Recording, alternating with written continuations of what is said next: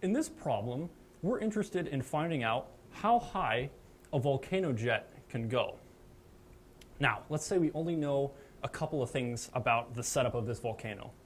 Let's say we know the pressure at which the volcano erupts. In this case, the volcano erupts when it reaches 500 megapascals.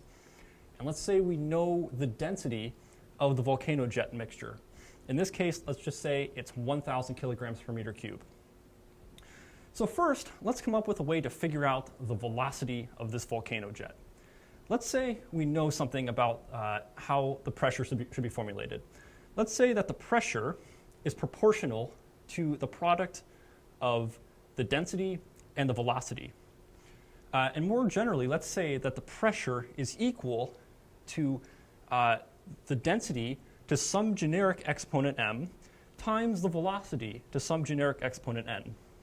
So our job first is to figure out what m and n are, and then we're going to take this equation and rearrange it to find an equation for velocity. Okay, so let's just do some basic dimensional analysis first. Pressure has units of kilograms, meters times seconds squared. And this is just a Pascal. So when we say 500 megapascals, this is 1 Pascal. And there are 10 to the 6 pascals in 1 megapascal. All right, let's say we know that density is just kilograms per meter cube. And let's say we know that velocity is meters per second. Okay, so let's take all of these units and plug them into our equation down here, and we can figure out then what the exponent should be. So again, pressure is kilograms meters times seconds squared equals, again, we're just following this equation, density, kilograms divided by meters cubed to the power of m times meters per second to the power of n. And so in order to get kilograms divided by meters per second squared on both sides of the equation, we know that m has to be 1 and n has to be 2. If you don't believe me, you could do the math yourself. Bring down these exponents, and you'll see that you get kilograms per meter per second squared. Okay, so we can say then that pressure is just density times velocity squared. Okay, so we know the formula for pressure now. And we know pressure and we know density. They're given to us. So velocity must just be equal to the square root of pressure divided by density. And we know that this has to be 500 times 10 to the 6 pascals, because again, 1 megapascal is just 10 to the 6 pascals, divided by 1,000 kilograms per meter cube.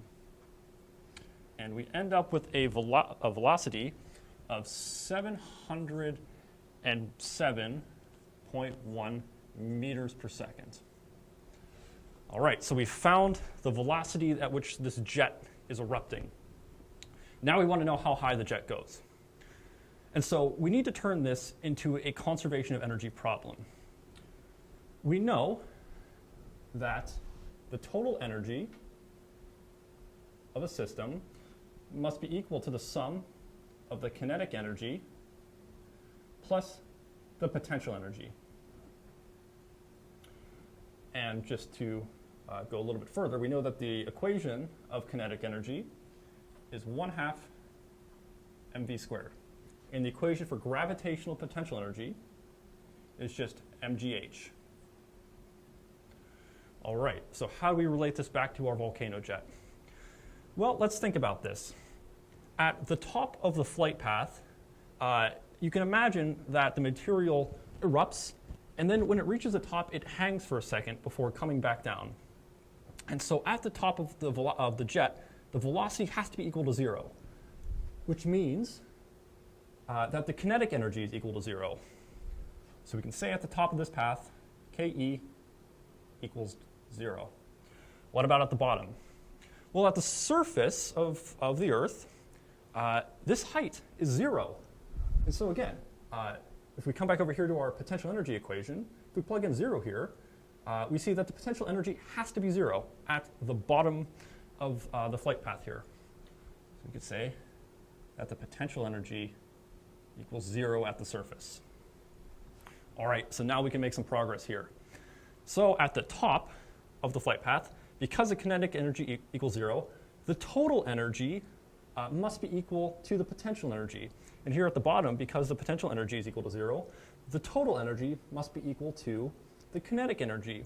And because the total energy of the system never changes throughout the flight path, because energy is conserved, we can write a relation here. So we can say that the potential energy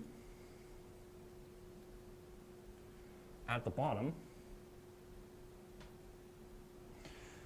must be equal to the kinetic energy. Sorry, I have this backwards. There we go. The kinetic energy at the bottom has to be equal to the potential energy at the top. Okay. So therefore, 1/2 mv squared must be equal to mgh, where this h describes the top of the flight path. So if we go ahead and rearrange our equation here, we'll get an equation for height. H equals 1/2 mv squared divided by mg. And we see that the m's cancel out, so we don't have to worry about the mass of the parcel at all. And we can say that h just equals velocity squared divided by 2g. All right, well, we know the velocity. It's 707.1 meters per second. And we know the gravitational acceleration. It's 9.8 meters per second squared. So height must be equal to 707.1 meters per second squared divided by 2 times 9.8 meters per second squared. All right. And so that gives us a total height of 25.51 kilometers.